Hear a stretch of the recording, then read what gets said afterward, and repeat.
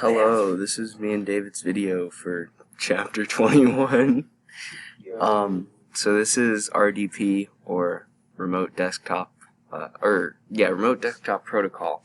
Windows version is called Remote Desktop Connection, and this is the screen you see to do it, where you can either enter in the name of your computer or the IP address in the box here and hit connect, and then it'll ask you on the remote computer if you want to allow it. You just hit allow, and then you can control it from your computer with this screen. And what it allows you to do is control a computer over the network, so you don't have to go to that computer to do stuff. And it's especially useful for wide area networks, like over the internet.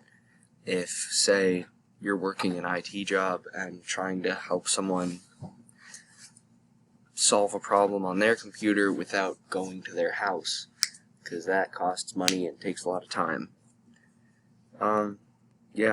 Here's David with PuTTY and SSH. Can I get the microphone?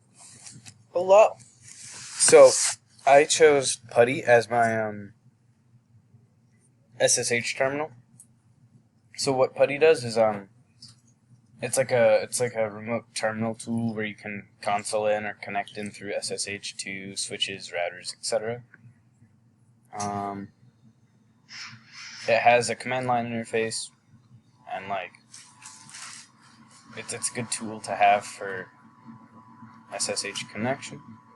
You can configure just about anything on any device that has an SSH connection.